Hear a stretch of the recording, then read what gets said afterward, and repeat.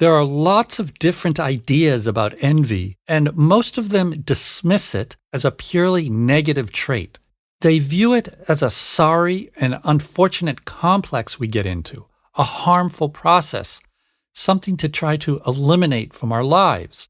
It's a similar viewpoint to how we view most things that cause us pain, which is that we should get rid of it because it serves no purpose other than to make us miserable. For example, if a friend tells you she's jealous that another woman has such and such kind of body, or that she's so smart, your response might be to reassure her that she's beautiful and smart too. You don't want her to feel bad about herself, so you try to make her envy go away. Makes sense. I'd offer the same kind of support, but there's more going on here. Your friend is actually talking about herself, her relationship to her own body and her own intelligence. You can't envy someone if there's no hook for it in your own process. There has to be some feeling of lack, a critic, or just unawareness of something in yourself that this other person is symbolically alerting you to. In other words, it's information for your process, and extremely valuable information at that. If you just try to quash it without exploring it, you throw away a valuable piece of your potential growth. The only way you know what's going on in your process is through the information you receive. The more info, the better. When a client complains that he's got 101 problems, I say, great! We've got lots of signs, directions, data, and guidance to use to transform your life. It's all meaningful, purposeful, directive information.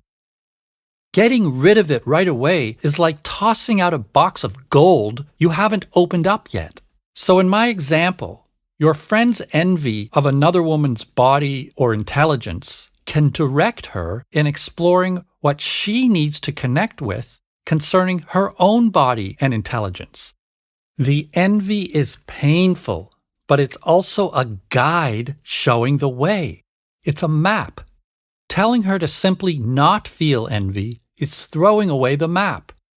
Processing your experiences is all about discovering your ever-changing inner map, lighting the way across the landscape of your life. Get rid of the map and you're flying blind. Ironically, the place I see this map trashing problem the most is in spiritual traditions. Whether it's a Western or Eastern tradition, things like envy, jealousy, negative emotions, and in some circles, all animalistic drives like lust are frowned upon. They're seen as expressions of the lower self caught in unenlightened human dramas. Practice and worship aim to lift one up out of such unspiritual ways and connect one with a higher plane of existence. Just one problem. You cannot get rid of these feelings. You can suppress them and focus on a higher power. You can judge them and ban them from your consciousness. You can give them negative labels and steer clear of them. But all you're doing is transferring them to your subconscious. Then they stew and figure out how to give you other problems to compensate for being suppressed. You cannot beat your process. In the end, the process always wins. Some folks see envy as an indication of what you should strive to be like. So, if you're jealous that someone is wealthy, then you should strive to be wealthy. It's a viewpoint that sees meaning and purpose in the projection, but it literalizes it instead of realizing that projections are symbolic, not literal. Sometimes there are some literal elements to integrate, but for the most part, what you project is an unconscious mind frame you need to integrate into your consciousness. For example, how do you imagine this wealthy person feels inside? What stops you from being this way and feeling this way? And the purpose of these questions is to access a way of being, not to get rich. If you think it's money, you've missed the point. Yes, money, the desired body, success, popularity, and other things we think are great do come with practical perks, but you can still be a miserable person. And you can be an incredibly happy camper without any of these things. The outer trappings of people's lives are there purely to trap you into a projection so you can grow.